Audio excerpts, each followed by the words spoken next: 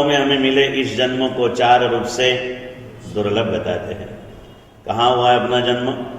आर्य देश में, आर्य कुल में, जैन कुल में मनुष्य के रूप में जब हमने जन्म प्राप्त कर लिया है, तब हमें समझाते कि भाग्यशाली 4 गति के संसार में इससे श्रेष्ठ दूसरा कोई जन्म नहीं है। और ऐसा श्रेष्ठ जन्म अगर आपको मिल गया है तो इस जन्म में और कुछ भी करने की आवश्यकता नहीं है।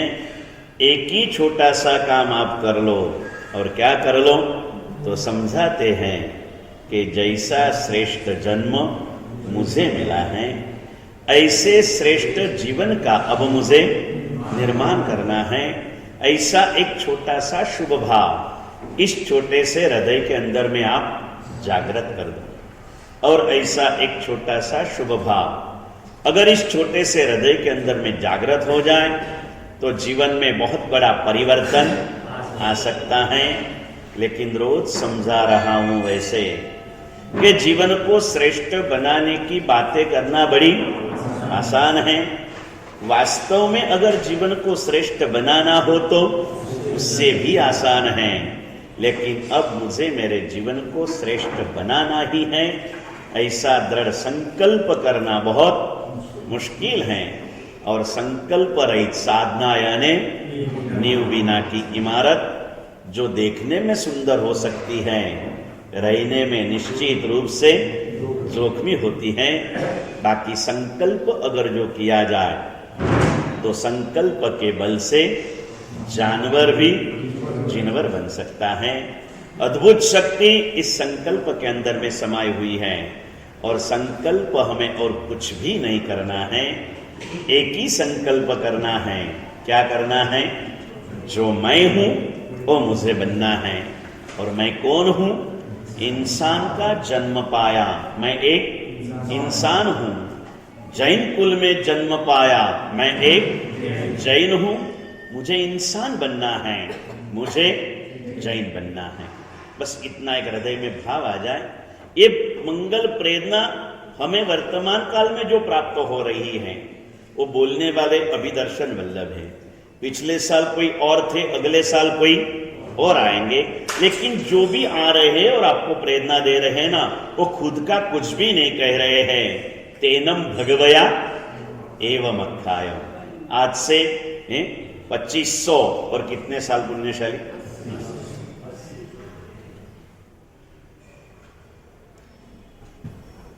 2581 साल के पहले परमात्मा महावीर स्वामी ने कैवल्य ज्ञान प्राप्त करने के बाद में ये सबसे पहले उपदेश का प्रारंभ वैशाख सुद 11 के दिन से किया। उसके भी पहले ऐसे ही उपदेश नहीं दिया जाता। उपदेश करने के पहले उपदेश की पात्रता भी होनी चाहिए। बिना पात्रता उपदेश भी देना नहीं। और ये बात प्रभु स्वयं समझते थे, स्वीकारते थे। और इसीलिए उसके पहले उन्होंने 12.5 साल की घोर साधना कर ली।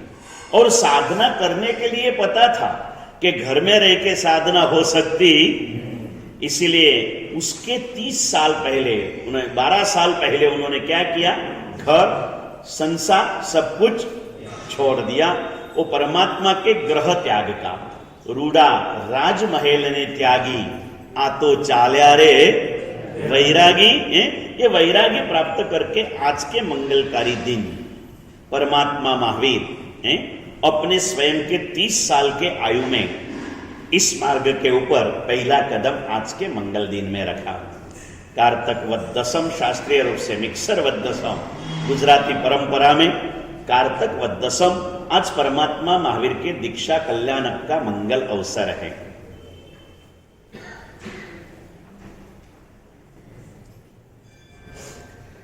परमात्मा को ख्याल था, लिखा है शास्त्रों में, कि जन्म के साथ नहीं, पूर्व के भव में भी, देवलोक में भी परमात्मा की आत्मा के पास निर्मल अवधि ज्ञान होता है। तब से उन्हें ख्याल है कि अगले जन्म में मुझे, ये मेरा आखिरी जन्म है। इस जन्म में भी जे गर्भ माए ज्ञान त्रय ने गोपवी अवधारता है, गर्भ से भी उनको 3 ज्ञान है। ये तो इस भव की अपेक्षा है। बाकी उसका पूर्व भव भी उनका अवधि ज्ञान से युक्त था और उनको मालूम था कि इस भव में मेरा मोक्ष होने वाला है, लेकिन ये भी मालूम था निश्चित मोक्ष को प्राप्त करने के लिए भी निश्चित पुरुषार्थ करना ही पड़ेगा। निश्चित पुरुषार्थ करना ही पड़ेगा और वो पुरुषार्थ करने के लिए पुरुषार्थ के ग्राउंड में मुझे जाना पड़ेगा। संसार की माया जाल में रह करके मैं मोक्ष का पुरुषार्थ नहीं कर पाऊंगा और माया तोड़नी ही है तो माया जाल में रहने का कोई मतलब ही नहीं है। मार्ग बताने के लिए प्रभु ने स्वयं इस मार्ग के ऊपर आज के दिन कदम रखे। सारी घटनाएं परमात्मा के जीवन की कई सारी हमने पहले से सुन ली है। प्रभु माता के गर्भ में थे, गर्भ की पीड़ा माता को न हो इसलिए उनने हलना चलना बंद कर दिया। माता परेशान हो गई तो हिलना वापिस चालू किया और अपने ज्ञान बल से देखा कि मेरे माता पिता का आयुष्य कर्म ऐसा है, अगर उनकी उपस्थिति में मैं संयम ले लूंगा तो वो अकाल मृत्यु प्राप्त करेंगे, और मेरा कर्म ऐसा है अगर नियम नहीं लिया तो जल्दी से टूट जाएगा। इस दोनों का ख्याल करते हुए उन्होंने गर्भ में ही नियम लिया मन से कि भाई जब तक मेरे माता पिता जीवंत हैं तब तक मैं चारित्र ग्रहण नहीं करूंगा। हमारा प्रतीक भाई ने छेनो नियम छे भाई क्या सुधी दीक्षा नहीं लेवानो नियम छे? एक गाम में पूछ्યું अमित भाई, मैं कीधु महावीर ने नियम हतो कि माता पिता मृत्यु थाय ત્યાં સુધી હું દીક્ષા નહીં લઉં। मैं कीधु तमारे शू? तो कि अमारे पर नियम छे, अमारो मृत्यु थाय मर्या पछी तू शू लेवानो भाई?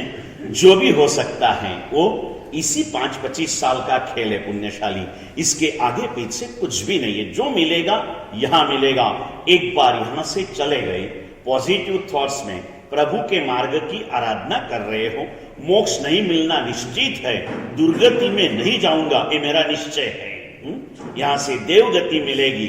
मनुष्य में से मनुष्य जन्म हजारों लाखों में एक आध को मिलता है, यहां से देवगति में जाएंगे। एक सामायिक भी हमारे लिए मुश्किल होगी, संयम तो मिलने का कोई सवाल ही नहीं आएगा। जो मिल सकता है यहां पर मिल सकता है। 5-25 साल का एक खेल है पुण्यशाली। परमात्मा ने आज के मंगलकारी दिन विश्व कल्याण की भावना के साथ इस चारित्र के पंथ के ऊपर कदम रखा और हमारी भावना का प्रभाव, भाव का प्रभाव आसपास के वातावरण में भी पड़ता है। आसपास के वातावरण में भी भाव का प्रभाव निश्चित रूप से पड़ता है। परमात्मा की आत्मा जब माता के गर्भ में आई, पूर्व भाव की शुद्ध भावों के लेके आई थी। कौन से भाव से आई थी? जो होवे मुझे शक्ति सी सभी जीव करूं। शासन रसी करने का ये तो शास्त्रीय शब्दों, एनो व्यवहारिक अर्थ शू बिपिन भाई? दुनिया ना जीव मात्र ने सुखी बनाई दो। ऐसा कौन सा रस है जो हमें स्वाद नहीं सुख देता है? तो याद रखना, चाहे आम का रस हो, चाहे नागपुर का संतरे का रस हो, वो स्वाद दे सकता है, सुख देने वाला रस एक ही है। और उस रस का नाम क्या दिनेश भाई? शासन का रस है। शासन के रस के बिना बाकी सभी रस स्वाद दे सकते हैं और आगे बढ़ो शक्ति भी दे सकते हैं, लेकिन सुख देने का अगर कोई शक्ति किसमें हो तो सिर्फ शासन के रस के अंदर में है। अंतर में जब तक धर्म के प्रति प्रीति ना होना तब तक हम सुख की अनुभूति नहीं कर सकते हैं। चारों गति में जीव दुखी क्यों है, इसका कारण बताते हुए परमात्मा ने जो कहा था फिर से एक बार याद करेंगे, तेनम भगवया एवं अखायम। उनकी प्रभु की बातों को अलग अलग महापुरुषों ने अलग अलग रूप में संग्रहित करके हमारे सामने प्रदर्शित कर दी। आनंद घन जी ने अपने आध्यात्मिक पदों में दे दिया, यशो विजय जी ने अपने नैयायिक पदों के अंदर में दे दिया, उनके पीछे पद्म विजय जी, ज्ञान निर्मल जी वगैरह ने सहज भक्ति धारा के अंदर में लेकर के हमें इस पदों का सार दिया। पूज्य हरिभद्र सूरी महाराज, हेमचंद्र सूरी महाराज ने अपने हजारों श्लोकों के अंदर में प्रभु ने जो कहा था उसका सार हमें दे दिया। इतना तो बोलो ना, मैं पानी लो तब तो। मौन एकादशी को तो अभी और 15 दिन बाकी है ना पुण्यशाली, बोलते रहो। ये सार हमें दे दिया, अलग अलग दे दिया। ऐसे वर्तमान काल के अगले साल हमारे यहाँ जो गुरु भगवान पधार रहे ना, वो जो समुदाय के कहे जाते, वो कौन सा समुदाय? लब्धिश्वरी समुदाय, वो वर्तमान काल के पिछले शताब्दी यानी 60-70 साल, उनके स्वर्गवास को 60 साल करीब हो गए, उस समय के जैन शासन की इस बीती शताब्दी के सबसे महान भक्त हृदय के कवि वो हो गए। उन्हें कवि कुल किरीट की उपाधि दी गई है। अभी उससे भी अधिक कोई कंपटीशन नहीं थी, सहज रूप से होता है। अपने गुरुदेव जगवल्लभ सूरी महाराज, जिनको अभी अभी 2 साल के पहले कच्छाधिपति पूज्य राजेंद्र सूरी महाराज ने कवि कुल कलश की उपाधि दे दी।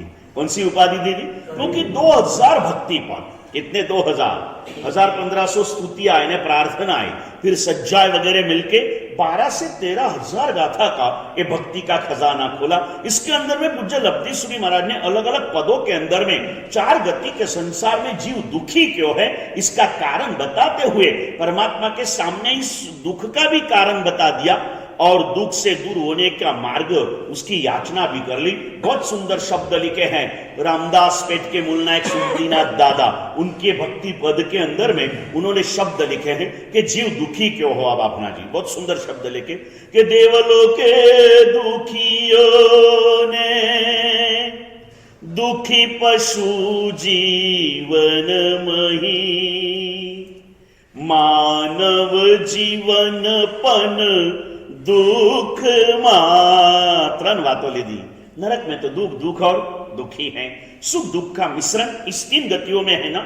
लेकिन मिश्रण होने पर भी अधिक से अधिक जीव देवलोक, जहां हम स्वर्ग की सुख की कल्पना करते हैं ना, वहां के देव भी दुखी है अगर एक चीज उनके पास में नहीं है। मनुष्य अगर उसके पास में एक चीज नहीं है तो लाखों करोड़ों की आमदनी होने पर भी वो दुखी है। पशु भी दुखी है। एक चीज अगर जीवन में आ जाए तो पशु भी सुखी, मानव भी सुखी, देव भी सुखी, और जहां सुख का नाम निशान नहीं है ऐसे नरक के जीवों को भी एक क्षण के लिए सुख देने वाला आज का दिन है पुण्यशाली। परमात्मा के पंच कल्याण के दिनों के अंदर में 7 नर के थया अजवाला, 7 नर के थया अजवाला, थावर ने पण सुखकारी सखी आज अनुपम। 7 नरक में एक क्षणिक उजाला हो जाता है, क्षणिक उजाला। एक आदमी किसी ने, सबने मान लिया था कि मर गया, सबका प्यारा था, लाडला था, और वो मर गया। और डॉक्टर ने देखा, एक धबकार आई, डॉक्टर ने देखा नहीं, एक झपक, दूसरी झपक में मरने वाले डॉक्टर नहीं, देखो थोड़ी सांस चालू है, और एक सांस हमने देखी तो एक क्षण के लिए तो माहौल कैसे बन जाता, खुशी का बन जाता ना। फिर दूसरे क्षण में आखिरी सांस उसकी निकल जाती, फिर से गम आती, लेकिन एक समय के लिए भी सुख की अनुभूति होती है ना। बस ये अनुभूति नरक के जीवों को भी वहां पर होती है। उसका भी प्रभाव विशेष रूप से इसको इसमें ग्रहण नहीं इसलिए किया क्योंकि वो क्वचित होने वाली घटना है ना, इसीलिए पूरे 10 कोटि सागरोपम में 120 पल ऐसी आती है जिस समय के अंदर में 120 समय सिर्फ यानी 1 सेकंड भी नहीं होती उसके अंदर में, एक सांस जितना भी नहीं, इसलिए उसकी गिनती नहीं की गई। लेकिन वहां भी सुख की अनुभूति होती है। लेकिन जहां सुख मिल सकता है ऐसे देव में, मनुष्य और पशु के गति में भी है। आजकल तो इंसान से ज्यादा सुखी पशु है। उस दिन हम विहार करके आ रहे थे, रास्ते के ऊपर छोटे छोटे कुत्तों को लेके लोग प्यार कर रहे थे, उठा उठा के। बच्चे नहीं चाहिए उनको, कुत्ते चाहिए।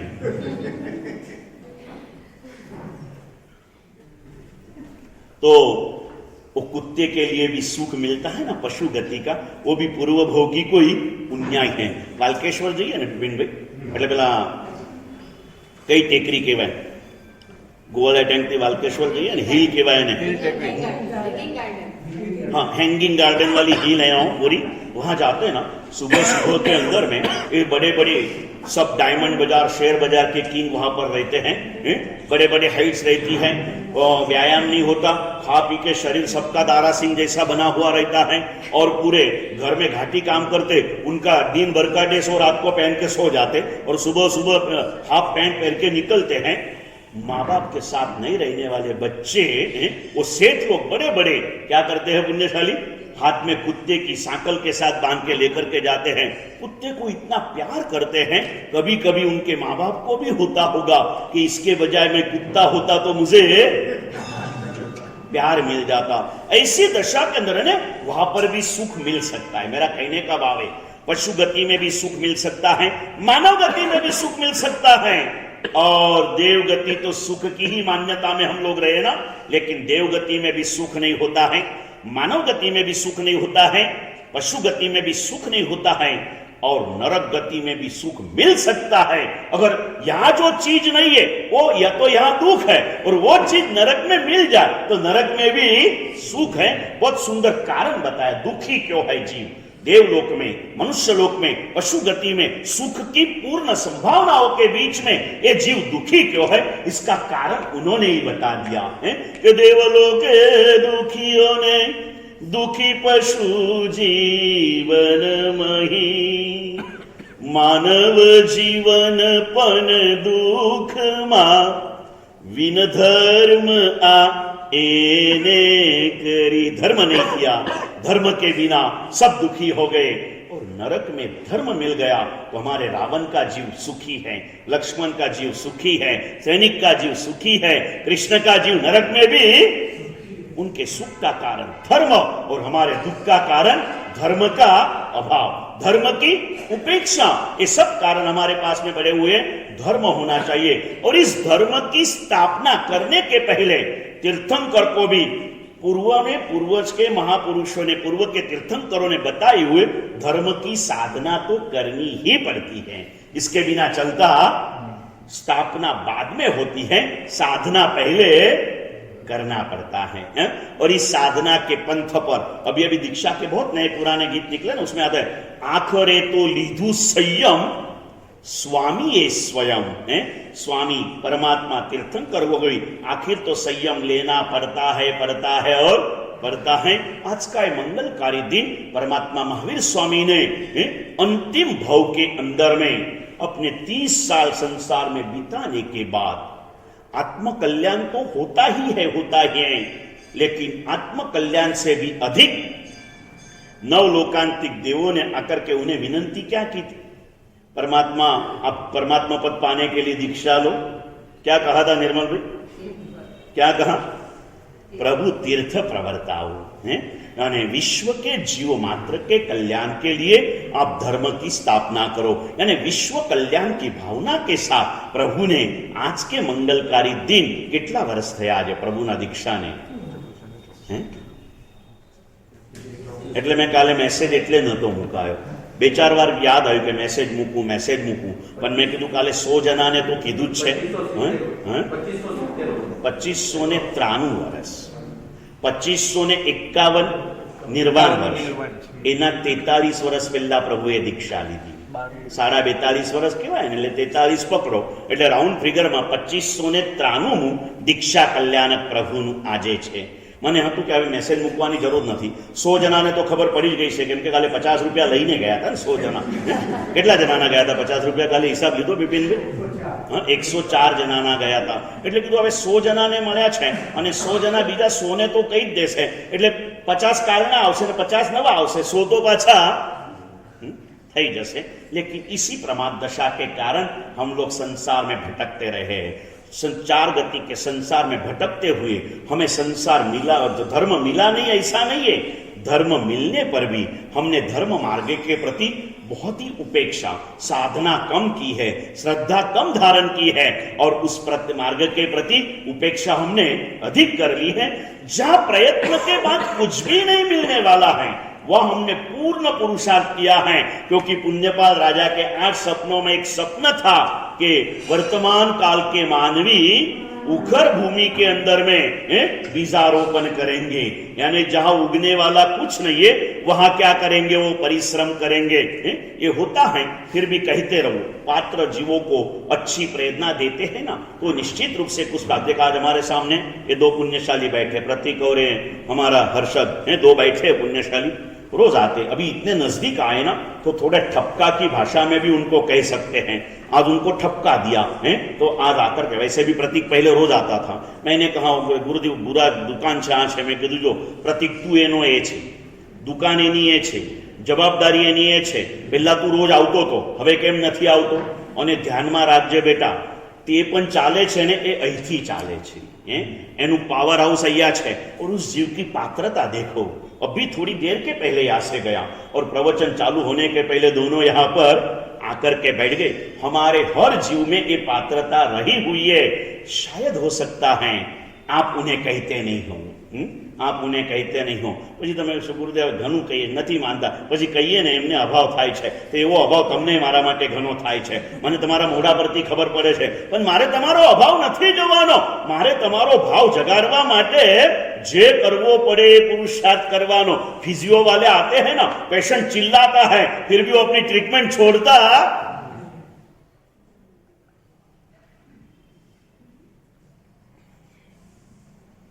ऐसे आने वाले की अनुमोदना करो। ये आपका यश भी रोज आ रहा है, पीछे बैठ रहा है, लेकिन रोज आ रहा है ना। उसके दो भाई भी आने लायक ही हैं, लेकिन कहाँ अटके हैं? तो मोटा पप्पा कीधुं एम तो ए मोटा पप्पा ना, तमे मोटा पप्पा थाओ ने, एमां मोटा काका, मोटा पप्पा यतीन भाई, तमे मोटा काका। हजी काकाए बराबर इंजेक्शन आप्यो, बेटा आओ, આપણે કોણ છીએ? મહેતા પરિવાર, જેનું નામ સંઘના દરેક એરિયામાં ક્યાંક ને ક્યાંક લાગેલું છે। આવો પુણ્યશાળી આપણો પરિવાર। આ પુણ્ય ક્યાંથી આવ્યું ભાઈ? પૂર્વ ભવમાં સાધ્યું તું માટે આવ્યું છે ને। मैंने प्रतीक को यही समझा, देख बेटा ये जो कुछ चल रहा है ना, ये तारू पाछला जन्मનું પુણ્ય છે। આ ભવમાં નવું પુણ્ય નહીં કરે ને તો આવતા ભવમાં આપણી હાલત आना करता बहु बदतर थई जशे। और इस पात्र जीवो के आना हुआ पुण्यशाली आज परमात्मा का दीक्षा कल्याण, परमात्मा ने साधना का प्रारंभ किया। याद रखना, साधना का प्रारंभ या तो साधु बनने से होता है, उसके पहले साधु को देखने से होता है। साधु के दर्शन के बिना साधना के पंथ के ऊपर कदम नहीं रखा जाता। 27वें भाव में प्रभु ने दीक्षा लेने के पहले भाव में प्रभु ने साधु के दर्शन के द्वारा सम्यक दर्शन की प्राप्ति कर ली थी। साधु नाम दर्शनम पुण्य। पहले भाव में क्या था? कुछ नहीं था, अजीम था, लेकिन मार्गानुसारी के 35 गुणों में से एक गुण खानदानी का गुण था। खानदान की व्याख्या शू खबर तमने नरेंद्रभाई? खाननु दान करे एने कहेवाय खानदान। ये खानदानी है ना हमारे पास में। આપણે ત્યાં પરંપરાઓ હતી, ઘરમાં પહેલી રોટલી ઉતરે ને એટલે કૂતરા માટે રાખવામાં આવતી। હજી રાખો છો ભાઈ? ક્યાં મૂકો છો? રોજ આપી દો છો કૂતરાને? કેમ આપો છો પહેલી રોટલી? બરાબર શિસ્તી નથી માટે?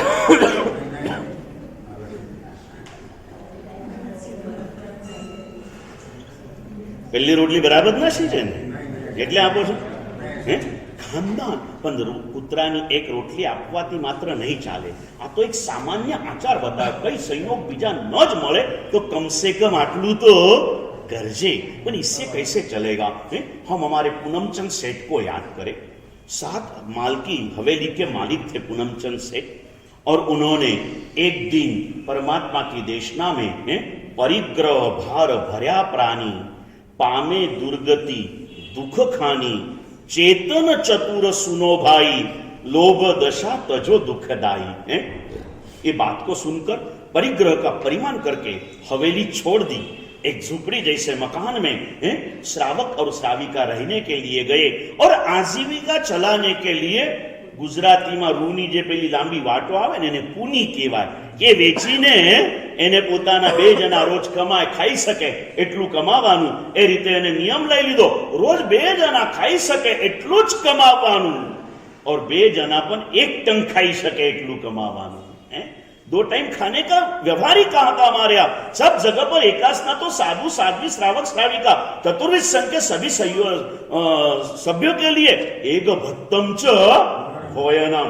इस शास्त्र का हमारे यहाँ हमारे कई ऐसे पुण्यशाली पूर्वज थे जो निरंतर एकासनी का तप करते थे। हमारे बीच में है ना गिरधारी लाल जी, आज कितने सालों से एकासना कर रहे हैं। मुकेश भाई अम्बिल के तप के ऊपर चढ़ गए हैं, लेकिन 12 महीने में 7-8 महीना अम्बिल होता है, 3-4 महीना व्यासना या छूटा भी होता है, लेकिन जो जितना करते हैं उसकी अनुमोदना करे। 2 जना 1 टन खाई सके એટલું જ કમાવાનું, અને એના માટે નિર્દોષમાં નિર્દોષ ધંધો રૂની પૂની નો કર્યો। એટલે અમે પૂનમચંદ નામ હતું અને આપણે ત્યાં તો નાના વિનાનો। ગઈકાલ સુધી બધા પૂનમચંદ શેઠ કહેતા હતા, આજે બધા પુનિયો પુનિયો કહેવા માંડ્યા અને ધંધો પુનીનો થઈ ગયો। એટલે શ્રાવકનું નામ શું પડી ગયું ભાઈ? પુનિયો શ્રાવક પડી ગયું। અને પછી પરમાત્માની દેશનામાં એક દિવસ સાધર્મિક ભક્તિનો મહિમા સાંભળ્યો। ઘર આંગણમાં સાધર્મિકને રોજ કમસે કમ એક સાધર્મિકની ભક્તિ તો કરવું જોઈએ. અને પ્રભુના વચન હૃદય સુધી પહોંચી ગયા, કેમ કે હૃદય ઉપર કોઈ ભાર નહોતો ને, હૃદય ખુલ્લું હતું. તમારા હૃદય ઉપર પરિગ્રહનો ભાર એટલો બધો છે કે પ્રભુનું વચન અંદર સંગ્રહ કરવા માટેની जगह नहीं है, उनका भार नहीं था ना, ये वचन भी गया. निश्चित किया, घर पे आए. श्राविका का नाम नहीं लिखा था ग्रंथों में. अपना गुरुदेवની નિશ્રામાં ચોમાસામાં એક અનુષ્ઠાન તરીકે પુણ્ય શ્રાવકનું સામાયિક કરાવવામાં આવે. હવે શ્રાવકનું શ્રાવિકાનું નામ શું રાખવું, એટલે અને તમારે બી કહું ને, આપણા ગુરુદેવ પાસે ઘણા એવા શ્રાવકો છે કે જે પોતાના સંતાનનું નામ ગુરુદેવ પાસે રાખે છે. અને ગુરુદેવ એવા મજાના નામ આપે ને કે નામ લેતા પણ મનમાં શુભ ભાવ ઉછરે, એવા સરસ મજાના નામ આપે. શ્રાવિકાનું નામ શું, એટલે ગુરુદેવે પુણ્યવતી શ્રાવિકાનું નામ આપી દીધું. ઘર પે જાકે પૂછા કે ક્યાં કરેંગે, ભક્તિ તો કરવી પડશે. હવે આ નિયમમાં તો બાંધછોડ નહીં થા. 2 જણા એક ટાઈમ ખાઈ શકે એટલું જ કમાવાનું છે અને સાધર્મિક ભક્તિ કરવી છે તો શું કરવું? શ્રાવિકા કે તમે શું વિચાર્યું છે? તો કે વિચાર્યું એવું વિચાર્યું છે કે આપણે રોજ એક સાધર્મિકને બોલાવવાનું અને વારા પરથી આપણે બંને એક દિવસ ઉપવાસ કરવાના. તમે રોજ એક સાધર્મિકને જમાડો રાજેન્દ્રભાઈ, તો તમારે કેટલા જણને ઘરમાં ઉપવાસ કરવા પડે? નહીં ને? તો હવે ચાલુ આજથી રોજ એક સાધર્મિકને મારે જમાડવાનું. साधर्मिक भक्ति कर्तव्य है हमारा. कई बार ऐसा भी होता है घर के अंदर में अनुकूलता नहीं रहती. वर्षों पहला, बहु वर्षों थी गया, जामनगर में गुरुदेव भवन भानुश्रीमानનું ચોમાસું. એ સમયના કાળમાં એક શ્રાવક ચોમાસાના પ્રવેશ પછી ગુરુદેવ પાસે આવ્યા અને 40,000 રૂપિયા સાઈડમાં મૂકીને કીધું, ગુરુદેવ 4 મહિના સાધર્મિક ભક્તિનો લાભ મને લેવો છે, પણ મારા ઘરમાં મને અનુકૂળતા નથી ગુરુદેવ, ઘરવાળાના એવા ભાવ નથી, મારું નામ ક્યાંય ના આવે, પણ સાધર્મિક ભક્તિનો લાભ મને આપજો. ઠીક છે ને, તમારા ઘરમાં અનુકૂળતા ના હોય તો અલગ રીતે પણ સાધર્મિક ભક્તિ રોજ કરો. રોજ કરો. 12મા અતિથિ સંવિભાગ વ્રતના અતિચાર બોલો છો ને, એમાં આવે ને ભાઈ, છતી શક્તિ એ स्वामी वात्सल्य ना दीदू, दीन क्षीण प्रत्यय अनुकंपा दान न दीदू, ये रोज के हमारे धर्म है. ये सभी बातें साधना का प्रारंभ यहां से होता है. ये करने के पहले साधुता की साधना के बिना मुक्ति नहीं मिलती है, लेकिन साधु के संग के बिना श्रद्धा का भी प्रादुर्भाव नहीं होता है. पहले भाव में साधु के दर्शन से नैसार के भाव में एक आर्य संस्कृति का नियम, भोजन के समय पर खिला के फिर खाना, खान का दान करना, पहले दान करना फिर खान करना, इसका नाम है खानदानी. ऐसी खानदानी के संस्कार के कारण जंगल में भी उन्हें लाभ मिला. सच्चे भाव होते हैं ना, तो प्रभु हमें अनुकूलता दिए बिना रहते नहीं है. निश्चित करो, आज से लगा करके मैं ये करूंगा. बहुत अलग अलग प्रकार है पुण्यशाली इसके. चलो आप आपके घर पे रोज एक आध को बुला के नहीं कर सकते हो. हमारे यहाँ ऐसे साधर्मिक परिवार है, किसी को पता भी न चले, एक साधर्मिक को गोद ले लो. हमारे ત્યાં છે એવા એવા પુણ્યશાળીઓ, આખા આખા ગામડાઓ ગોદે લીધા છે. આખા આખા ગામડાઓ, એ ગામડાના નાનાથી માંડીને મોટા દરેકની એક શરદીના દવાથી માંડીને મોત સુધીના સામગ્રીનો બધો ખર્ચો એ લોકો આખા ગામનો ઉપાડતા હોય છે. करना है कुछ ऐसे सुकृत करना है. परमात्मा महावीर ने पर प्रथम भाव के अंदर में साधु को देख करके सम्यक दर्शन श्रद्धा को प्राप्त किया. बताने वाले नैसार ने तो उन्हें सिर्फ एक जंगल से गांव का रास्ता बताया. गुरु कितने उदार होते हैं. उसने तो एक जंगल से गांव का रास्ता बताया, गुरु ने उसे भव संसार से मोक्ष का मार्ग बता दिया. भावो मार्ग अपवर्ग रे प्राणी धरिए सम की तरंग. भाई तूने मुझे जो मार्ग बताया ना, ये तो द्रव्य मार्ग है, भाव मार्ग तो मोक्ष का मार्ग है. बातें सुना दी, हृदय पट में प्रवेश हो गई, चले गए. साधु को देखकर सम्यक दर्शन यानी मोक्ष का बीजारोपण हुआ. देवलोक में चले गए. तीसरे भाव में साधु जीवन में शिथिलता प्राप्त कर ली उसी आत्मा ने. वो घनी बार को पुण्यशाली कर्म सत्ता क्या क्या खेल खेलती है किरण भैया, देखने जैसी बात है. वही आत्मा, जिस आत्मा के माध्यम से इस अवसरपिनी काल में सबसे अंतिम चरण में धर्म की स्थापना होने वाली है. थोड़ू शांति थी कहूं नरेंद्र भाई, એટલે ખ્યાલ આવે તમને. કર્મ સત્તા कैसे खेल खेलती है विपिन भाई जुओ. जे आत्माना माध्यमे આ અવસર્પિણી કાળમાં સૌથી છેલ્લા ધર્મની સ્થાપના થવાની છે. એ જ આત્માના માધ્યમે આ અવસર્પિણી કાળમાં સર્વપ્રથમ અધર્મનો પ્રારંભ એ કર્મસત્તાએ કરાવી દીધો.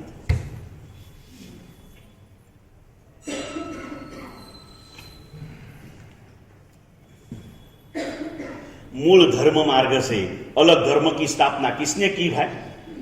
महावीर की आत्मा. तीसरे मरीची के भाव के अंदर में હવે તો અહીંયા કોઈ 27 ભાવનું સ્તવન બોલ્યું જ નહીં આ વખતે, સમજ્યા ને ભાઈ? બાકી 27 ભાવના સ્તવનમાં આવે મજાની બીજી ઢાળ. નવો વેશ રચે તેની વેળા વિચરે आदेश्वर भेड़ा. नवा वेश नहीं सहन होता है मुझसे सब कुछ, क्या करूं? इस वेश में रहकर तो मैं शिथिल नहीं बन सकता, लेकिन क्या करूं? वेश छोड़ के घर पे तो जाना नहीं, योग की साधना तो करना है, लेकिन इतना कठोर नहीं हो सकता, साधना नहीं हो सकती, क्या करूं? धूप सान नहीं होती. मनथी ज पोते नक्की कर्યું, माथे छत्र राखवानुं, रोज स्नान करवानुं, भगवा પહેરવાના, પગમાં પગે પાવડી, પગમાં પાવડી પહેરવાની અને એ રીતે ચાલવાનું નક્કી કરી દીધું. અને પછી પોતાની જાતને એને ત્રિદંડી તરીકે ઓળખાય. કેમ? કેમ કે હું 3 દંડથી દંડિત છું. मन दंड, वचन दंड, काय दंड, तीनों दंड से मेरी आत्मा दंडित हो रही है. जागृति के लिए अपने इस मार्ग को त्रिदंडी का नाम दिया. रोज स्मरण हो, मैं ये कर रहा हूं लेकिन मैं गलती कर रहा हूं. याद आवे?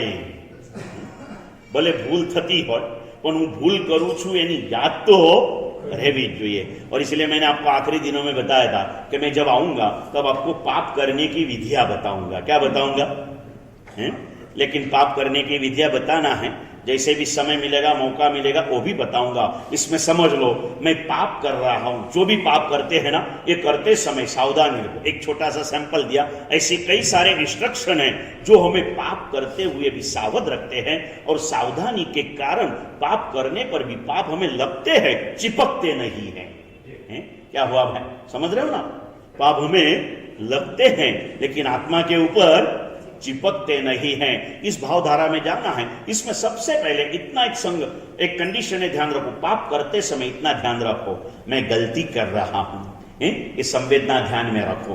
रात्रि भोजन कर रहे हो, अभक्ष खा रहे हो, कंदमूल खा रहे हो, बाहर में खा रहे हो, और अभी तो जितना भी पुण्य आपने कमाया था वो तो पूरा पाप के पूर में बह रहा है. और अभी ये 13 दिसंबर तक के अंदर में तो ये 4 महीने का पुण्य कहाँ होगा ना, पता भी नहीं चलेगा.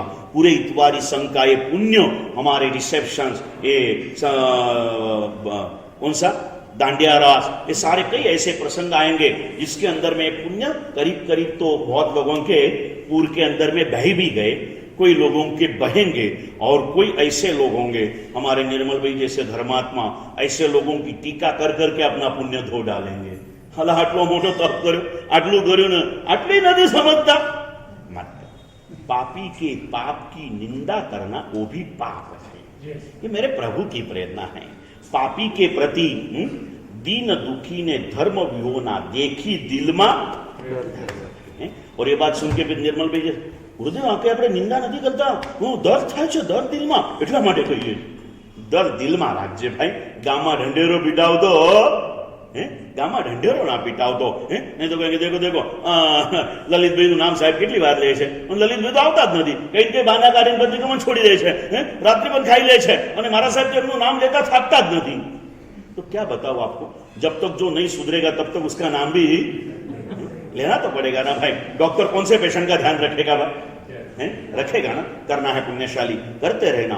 कभी कभी ये बातें होती हैं सुंदरता के भाव के साथ. ये तो नाम मुंह में बैठ गया. फिर मैंने कहा 2 दिन के पहले ललित भाई से भी बात हुई. मैंने बोला बार बार आपका नाम, यानी जे भी नाम हो, वारा परती लगभग बधाना नामो लेतो रहूं છું. समझा के नहीं भाई? कोईનું ઓછું આવે, કોઈનું વધારે આવે. તો એનું કારણ મેં કીધું કે ભાઈ જો તમે સાંભળો છો ને, માટે તમારું નામ લેવાનું મન થાય. કોઈને ખોટું લાગી જતું હોય તો આપણે ના બી લઈએ, કેમ કે કોઈને ખોટું લગાડવા માટે અહીંયા બેઠા જ નથી. તમારા જીવનનું ખોટું સુધારવા માટે અહીંયા બેઠા છીએ ને. અને સમય આવે થોડું ટાંકનાને જે ઝીલી શકે ને, એ પથ્થર પ્રતિમા બની શકે. ટાંકનાને ઝીલી ન શકે, ટાંકનું લાગે ને તૂટી જાય ને, એ પથ્થરમાંથી માટી બની જાય. અને ટાંકનાના મારને જે સહી શકે ને, એ પથ્થર પ્રતિમા. બાકી પથ્થરને પ્રતિમા બનવું હોય ને, મરાઠીમાં ભણેલા એક નાનકડી કહેવત આવતી હતી. મરાઠીમાં એને મની કહેવાય. શું કહેવાય? મની. એની અંદરમાં લખેલું, અમે નાના તમને શીખવાડું કે ઘનાચે ઘાવ ખાલ્યા સિવાય દેવ પણ કદી મિળત નહીં.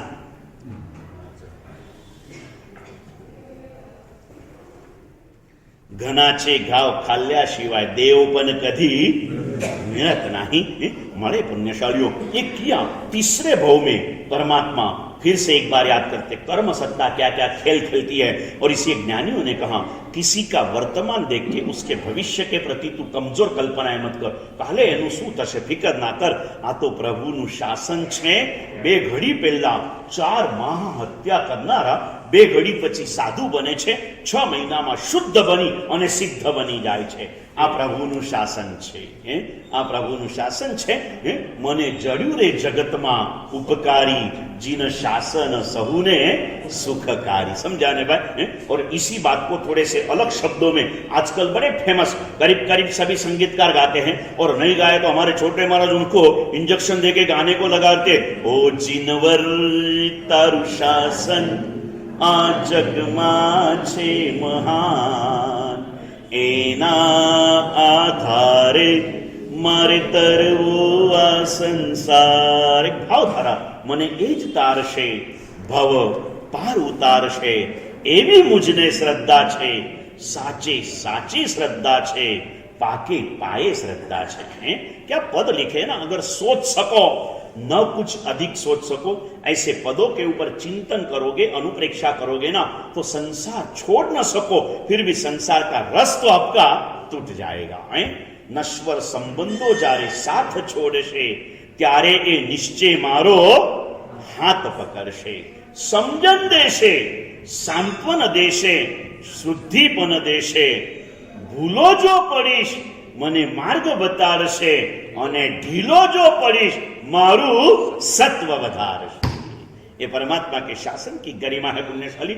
इस शासन की स्थापना करने के पहले प्रभु ने आज इस साधना के पंथ पर चले.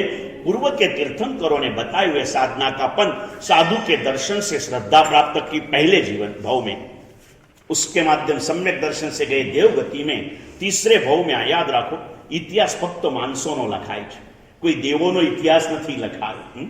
इतिहास कोनो होय छे? खाली मानसोनो होय छे. समझा ने भाई? તે દિવસે ટ્રેજેડીની વાત કરી, હિસ્ટ્રીની વાત કરી. નરેન્દ્રભાઈ આવીને યાદ આપ્યું, ગુરુદેવ તમે ટ્રેજેડી તો કહી દીધી પણ हिस्ट्री बात न करी. तो ये तो कई बार यही बात है, ट्रेजेडी से आप ऊपर उठ जाओ, वो हिस्ट्री होती है, कुछ नहीं है. तो इसका मतलब ट्रेजेडी क्या बताई मैंने आपको? सबसे बड़ी ट्रेजेडी जिसे प्रभु का वचन मिलता नहीं है, वो बड़ी दुखद घटना है. लेकिन प्रभु का वचन मिलने पर भी जो उस मार्ग पर चलता नहीं है ना, इस दुनिया की सबसे बड़ी ट्रेजेडी है. अब हिस्ट्री ની શરૂઆત ક્યાંથી થાય નરેન્દ્રભાઈ? એ માર્ગ ઉપર પહેલો કદમ મૂકો ને એટલે દરેક કદમ તમારો શું છે ભાઈ? ઇતિહાસ છે. પ્રભુ કે પંથ પર, પ્રભુના પંથે વહેતા સાચા સંત બની જશો, અરિહંતના ધ્યાને अरिहंत बनी जशो. क्या सुंदर मजा का प्रभु का शासन मिला है. आज के दिन दीक्षा लेने के बाद प्रभु आज आए. तीसरे भाव में संयम में शिथिलता आई, साधु जीवन में शिथिलता आई. वहां से गए देवलोक में, क्योंकि बाकी का जीवन मार्गानुसारी गुणों से संयुक्त था, गए. लेकिन साधु जीवन में शिथिलता लाई ना, परमात्मा की आत्मा को भी कर्म सत्ता ने छोड़ा नहीं है. आखिरी समय तक एक बार तू कर्म मुक्त हो जाएगा ना, फिर मैं तेरा बहुमान करूंगा. ए कोरोना काल में थयेली एक स्कीम तमने याद हशे बधाने. कोरोना में जे पेशेंट होस्पिटल में सारो थईने बहार निकले ने एटले डॉक्टरो ने स्टाफ एनु बहुमान करता. शुं करता भाई? અને મરી જાય તો હાથે ન અડાડે, સગો દીકરો હાથ ન અડાડે, અને જીવી જાય તો ડોક્ટરો સ્ટાફ બધા એનું બહુમાન કરતા. ને એમ કર્મ સત્તા છે ને, બરાબર ટ્રીટમેન્ટ આપે, કષ્ટો આપે, દુઃખો આપે, અને એકવાર કર્મોથી મુક્ત થઈ જાય ને પછી એ જ કર્મ સત્તા શું કરવા આવે ભાઈ? બહુમાન કરવા. હું ઘણી વખત કહું, હમણાં 2-4 દિવસ પહેલા બી મેં કીધું, કર્મ सत्ता वही थी जिसने प्रभु महावीर के 2 पांव के बीच में चूल्हा बनाकर खीर बना दी है. तारा पदनो चूल्हो करीने ऊपर खीर बनावी है, ये बनाया. और वही कर्म सत्ता थी. जब उसका कर्जा मुक्त हो गया तो परमात्मा के चरणों के नीचे 9 सुवर्ण कमल रखने का काम भी किसने किया भाई? वही कर्म सत्ता ने किया। कर्म सत्ता न्याय संपन्न है, अशुभ का अशुभ और शुभ का शुभ फल वो देती ही है, निश्चित रूप से देती है। गए वहां से, लेकिन शिथिलता लेके गए ना, उसके बाद दुर्गति तो जल्दी नहीं हुई, लेकिन देवगति, मनुष्य गति। लेकिन मनुष्य गति जैन कुल में नहीं मिली, आर्य कुल में जरूर मिली, क्योंकि साधना तो मोक्ष मार्गी थी, लेकिन शिथिल साधना थी। तो ब्राह्मण कुल में चरित्र पढ़ो, कुछ इतिहास नहीं बना। आए त्रिदंडी हुए, देवलोक में गए, वापिस आए ब्राह्मण कुल में जन्मे, त्रिदंडी बने, देवलोक में गए। एक भव में पाड़े हुए, संकलित किए हुए, संचित किए हुए शुभ या अशुभ संस्कार कई जन्मों तक हमारा साथ छोड़ते नहीं है। और इसीलिए ज्ञानी ने कहा, आ भवમાં તું સાધના થાય એટલી તો કરી જ લેજે, પણ સાધના કદાચ ઓછી વધતી થાય ને, થોડા પણ સારા સંસ્કાર મજબૂત બનાવી લે। और इसलिए मैं कई बार कहता हूं जयेश भैया कि 24 घंटे में एक साधना, कम से कम एक साधना एवी राखो जे प्राणांते पण न छोड़ो। प्राणांते पण एक साधना, नौकारसीનું પચખાન છે, પરમાત્માની પૂજા છે, એક સામાયિક છે, જીનવાણીનું શ્રવણ છે, સાધર્મિક ભક્તિ છે, ગરીબોને અનુકંપા દાન છે, કૂતરાને રોટલી છે, આવા ઘણા બધા સવારથી સાંજ સુધીના લિસ્ટ બનાવશો ને પ્રત્યેકભાઈ 100 કામનું લિસ્ટ આવશે। કેવા કેવા કામ? અમારા નાના મહારાજ એમની પાસે કોઈ ખાસ શ્રાવકો આવે ને, હવે અમિતભાઈને નિયમ આપ્યો કે નહીં મને હજી ખબર નથી, એ એમને અંતિમ વલ્લભ બનાવવામાં હજી અહીંયા વર્તમાનની વાતો કરે કે નહીં ખબર નથી મને, નહીં તો એ ઘણાને એવો નિયમ એમને આપ્યો છે બિપિનભાઈ, નાના પાસે પણ ઘણું સારું મળે। મેં પણ કોઈ દિવસ આવા નિયમ કોઈને નહોતા આપ્યા, એવા નિયમ એમને આપ્યા છે। હવે આવ્યા તો અમે અમિતભાઈ જેવાને કે દુકાનમાં પહેલું ગ્રાહક જે આવે ને એને ફ્રીમાં માલ આપી દેવાનો। હા, એવા ઘણા છે એમની પાસે। કેટલાક ડોક્ટરો એવા આવ્યા, પહેલું પેશન્ટ ફ્રીમાં તપાસ કરી દેવાનું। આવી કેટલીક સ્કીમો છે। कुछ ना कुछ एक धर्म जीवन में ऐसा पकड़ लो, बाकी में डिस्टर्ब हो जाए ठीक है, लेकिन एक धर्म ऐसा पकड़ लो कि प्राण जाएगा तो चलेगा, लेकिन प्रतिज्ञा नहीं। एवो कयो धर्म તમારા જીવનમાં મુકેશભાઈ? મુકેશભાઈને એટલે પૂછું કે ગમે તેમ હોય ને તો ઇતવારીમાં સૌથી મોટા આરાધક તરીકે તો અત્યારે નામ અલબત્ત મુકેશભાઈનું નામ ઊંચા આરાધકમાં રહી ગયું એ એમના માટે ડિવેલ્યુએશન છે, કેમ કે તો સાધક બનવાને લાયક હતા, આરાધક બનીને અટકી ગયા। બાકી મુકેશભાઈ ત્યાં રહ્યા ને એની પાછળ 4-5 જણા અટકી ગયા છે, સમજ્યા તમે? એટલે એ બધું પુણ્ય પણ એમના ખાતે જ છે। હા, છઠ્ઠા બી આવી ગયા છે। એટલે ડાબી બાજુ કે જમણી બાજુ? જમણી બાજુ। ડાબી બાજુ કે હું તો સ્વયં સંબુદ્ધ છું, મારે કોઈની પ્રેરણાની જરૂર કહીના है पुण्यशाली। ये कहते हैं मारे ए पूछવું છે આપણે એવો કોઈ સાધના ખરી આપણી પાસે कि प्राण जाए तो चालशे पण प्रतिज्ञा नहीं जवा दूंगा? ऐसी कौन सी साधना है अपने पास में? एक साधना ऐसी पकड़ लो कि जिसके संस्कार हमें जन्म जन्म तक साथ में आए।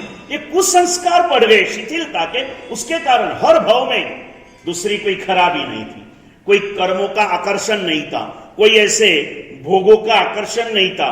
सहजता से हर जन्म में मनुष्य का जन्म ब्राह्मण कुल में मिला, वह भी भोग में नहीं डूबे, उस कुल के हिसाब से योग साधना में गए, सन्यासी बने, साधु बने, फिर से देवलोक, फिर से देवलोक, फिर से ऐसे करते करते करते कर्मों की थोड़ी शिथिलता आ गई, पुण्य की वृद्धि हो चुकी। देवलोक में सम्यक दृष्टि नहीं भी होंगे, लेकिन नारी प्रेर्या वलीनी जो कुलवट आत्म भक्ते मल्या के देवा केता, कभी मित्र देवों के कहने से, कभी अपने नारी के कहने से परमात्मा के कल्याणकों में चले गए। और तीसरे भव के बाद गिरी हुई ये गाड़ी 16वें भव में फिर से प्रभु के शासन की प्राप्ति उनको हो गई। प्रिय मित्र चक्रवर्ती के भव में संयम की प्राप्ति इस पुण्यशाली आत्मा ने कर ली। इच्छा मुद्रम प्रिय मित्र चक्रवर्ती ने विशाखानंदी ने, हाँ क्या नाम बोला? विश्वभूति। विश्वभूति नाम के मुनि बने और साधु बनकर आराधना कर रहे हैं। और उस समय के अंदर में याद रखना, हमें कोई गिराने वाले मिले तो गिरो मत, और निष्कारण चढ़ाने वाले तो चढ़ो मत। हैं, अपने स्थान पर स्थिर रहो। कोई भला कहता है तो उसका भला हो, कोई बुरा कहता है तो उसका भी ભલા હો। પેલા નાના હતા ને બિપિનભાઈ, તો ટ્રકની પાછળ અલગ અલગ શ્લોકો હોય ને, એમાં એક ટ્રક ઉપર લખેલું રહેતું અશ્વિનભાઈ, બુરી નજર વાલે તેરા મુંહ કાલા। પણ સમય કેટલો પોઝિટિવ આવી ગયો. હવે વિહારોમાં જઈએ ને, આ સ્લોગન લખેલું હોય, અડધું એનું હોય, અડધું બદલાઈ ગયું હોય. કઈ રીતે બદલાયું? હવે લખેલું હોય અમિતભાઈ કે બુરી નજર વાલે તેરા ભી હો ભલા, તેરા મુંહ કાલા નહીં, તેરા ભી હો ભલા. કોઈના ચડાવે ચડી ના જશો, કોઈના પાડે પડી ન જશો. આત્મભાવમાં સ્થિર રહેવાનું છે. आत्म ध्यान तीरे संतो सदा स्वरूप रहूं, अपने स्वरूप में रहना है. लेकिन वो विश्वभूति मुनि वो अपने ही कजिन भाई ने थोड़ी सी उनके चैलेंज दे दी. तब से क्रुश शरीर गाय के टक्कर से गिर गया तो उन्होंने हंसी कर दी. क्या देखा देखा, बहुत बड़ा संयम किया और उसकी बातें करता था. पूर्व अवस्था में कितनी होशियारी करता था. एक गाय के टक्कर से गिर गया और घमंड आ गया है. और घमंड के कारण फिर से एक बार साधु जीवन की साधना के फल को हार गया है. जो फल मोक्ष देने के लिए समर्थ था, मोक्ष न हो तो निश्चित सदगति के परंपरा में ले जाने वाला था, वहां पर संकल्प कर दिया अगर मेरे संयम और तप का कोई फल है तो मुझे शारीरिक बल प्राप्त हो जाए. और शारीरिक बल के संकल्प के साथ वे वहां से देवलोक में जाकर के 18वें भव में वासुदेव के रूप में जन्मे. इस अवसर पे निकाल के प्रथम वासुदेव बने. 9 वासुदेव बनते हैं ना, वो त्रिपुष्ट नाम के वासुदेव बनकर के आए और वासुदेव मर के निश्चित रूप से नरक में चला जाता है. 7वीं नरक में गए, वहां से इंसान का रूप प्राप्त करके फिर से एक बार 4थी नरक में चले गए. दुर्गति, एक बार गिरने के बाद में उठना बहुत मुश्किल होता है. गिरने के पहले अपने आप को संभाल लो. परमात्मा 18वें भव में वासुदेव बने, 19वें भव में नरक में गए, 20वें भव में सिंह बने और 21वें भव में वापिस 4थी नरक में गए. फिर 22वें भव से प्रभु की विकास यात्रा चालू होती गई. थोड़ी थोड़ी थोड़ी सम्यक दर्शन के साथ उसके अंदर में विकास का मूल है साधु सदगुरु का संग है. और इसीलिए कई बार कहा ना कि वो सदगुरु की महिमा बताता हुआ स्लोगन आपको बताया था, सदगुरु है तो बसंत है, सदगुरु नहीं तो बस अंत है. सदगुरु है तो बसंत है, सदगुरु नहीं तो बस अंत है. इस भावधारा में चलना है. यह आत्मा अभी सदगुरु के संग के अंदर में आती गई. आते आते एक के बाद भाव, अभी गिरना कम हो गया, ऊपर चढ़ना धीरे धीरे चढ़ना चालू हो चुका. और 25वें भाव में नंदन नाम के राजकुमार के स्वरूप में यह नैसार की आत्मा अब आ चुकी. अब गिरने का समय पूरा हो चुका था. बस अब धीरे धीरे चढ़ते चढ़ते यहां तक पहुंच चुके. रामपोल આવી ગઈ ને, હવે પાછું નીચે જવાનો અધવચ્ચેથી હજી નીચે જવાનું મન થાય. રામपोल આયા પછી ઉતરી જવાનું મન થાય ન થાય ને. આए और उस क्षणों के अंदर में, हृदय के अंदर में नहीं, रोम रोम में एक भावना उल्लसित हो गई. क्या हो गई? उल्लसित हो गई. हृदयમાં જે આવે ને એને જાગૃતિ કહેવાય અને રોમ રોમમાં આવે એને શું કહેવાય? उल्लसित केवाय. कौन सी भावना हुई? जो होवे मुझे शक्ति सी, सभी जीव करु शासन रसी, शुचि रस डरते तिहा बांधता, तीर्थंकर नाम निकाचता, समकित गुण ठाने परिणम्या, वळी व्रत धर संयम सुख रम्या. सम्यक दर्शन गुण स्थान की स्पर्शना के द्वारा इस भाव में नंदन मुनि चले गए. दीक्षा लिया. 1 लाख साल का आयुष्य बाकी था और दीक्षा के दिन से मासक शमन के पार में मासक शमन चालू किया. क्योंकि उस आत्मा की अंतर्नाद थी, मुझे ऐसे काल के अंदर में धर्म की स्थापना करना है जहां कमजोर पुण्य नहीं चलेगा, जहां क्या करना पड़ेगा, मुझे बड़े मजबूत पुण्य लगेगा. और इस तीर्थंकर नाम कर्म हमारे श्रेणिक महाराजा ने नौकारसी, बिना पचखान की नौकारसी और चौव्यार करते करते तीर्थंकर नाम कर्म बांध लिया. लेकिन श्रेणिक जैसे 9 जन को तीर्थंकर नाम कर्म देने वाले महावीर ने तीर्थंकर नाम कर्म बांधने के लिए किरण भाई 11,80,645 मासक शमन के पार ने मासक शमन.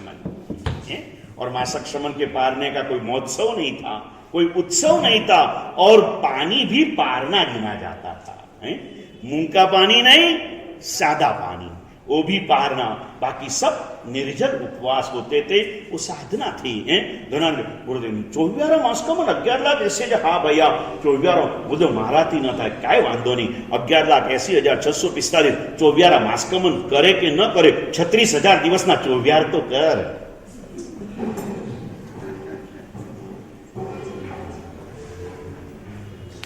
महावीर की संतान है ना तू, महावीर की संतान। इस महावीर ने तेरे लिए 1,11,80,645 मासक शमनना पाद ने मासक शमन करी और तीर्थंकर नाम कर्म निकाचित कर्यु। पूर्व के अज्ञान दशा में न जाने कैसे कर्म बांधोगे, वहां से प्रभु 10वें प्राणत देवलोक के अंदर में पहुंच गए। पार्श्वनाथ भगवान भी उसी देवलोक से धरती पे आए थे, महावीर भी उसी देवलोक से इस धरती के ऊपर आए पुण्यशाली। 30 साल सुख में बीतने के बाद आज के दिन जैसे दीक्षा ली, क्या कर्म बाकी होगा। आप सोचो ना, पहले बहु में जिन्होंने 11,80,645 मासक शमन के बाद में मासकमन किए हुए, अभी उनके कर्म क्या शेष रहना चाहिए ना, क्या शेष होंगे। लेकिन जिस दिन दीक्षा ली 12.5 साल तक हमारी भाषा में कहे तो एक क्षण भी प्रभु ने चैन की सांस नहीं, चैन की सांस नहीं। क्या कर्म सत्ता ने उसके ऊपर जुलम बरसाया ना, कितना बरसाया, કેટલા કર્મો બાંધ્યા હશે, વિચારો તો ખરા। એક નાનકડી થોડી તકલીફ જીવનમાં આવી જાય ને તો આપણે ભગવાનને દોષ દેવા માંડી પડીએ છીએ। ભગવાન કહે છે ભાઈ તારે મને દોષ દેવો હોય તો તારી મરજીની વાત છે, બાકી કર્મ સત્તાએ મને નથી છોડ્યા તો તને છોડે એ વાતમાં કઈ હા માલ નથી। તારો મારો સંબંધ એટલો છે કે કર્મથી છૂટવાનો રસ્તો હું તને બતાવી શકું, બાકી પ્રયત્ન તો તારે જ કરવો પડે। બાકી જ્યાં સુધી કર્મો રહ્યા હશે ને એ તો મારે ભોગવવા પડ્યા હતા અને તારે ભોગવવા તો પડશે। कर्म को भोगवे बिना नहीं छुट्टा, बंद समय चित्त चेतिए उदय शो संताप। कर्म बंद के समय पर सावधानी रखो। और आज इस काल के अंदर में हमें इतना मंगल मार्ग मिलने के बाद भी हम लोग कर्म बंद बड़े प्यार से कर रहे हैं ना भाई। परमात्मा महावीर शासन किरीटभाई मळ्યું। આજના દિવસે दीक्षा लीधा पछी 12.5 વર્ષની घोर साधना, मात्र साधना नहीं, प्रभु आदिनाथे 1000 વર્ષ છદ્મસ્ત અવસ્થામાં કાર્યા, પણ પહેલા 400 દિવસના ઉપવાસ ભૂલો ને, એ બી ખાલી ઉપવાસ, બાકી કોઈ કષ્ટ નથી આવ્યું, ખાલી ભૂખ્યા રહેવાનું કષ્ટ એ આવી ગયું એટલું જ, બાકી 1000 વર્ષમાં એક દુઃખ પ્રભુને નથી આવ્યું। અને પ્રભુ મહાવીરને 12.5 વર્ષમાં એક ક્ષણની શાંતિ નથી।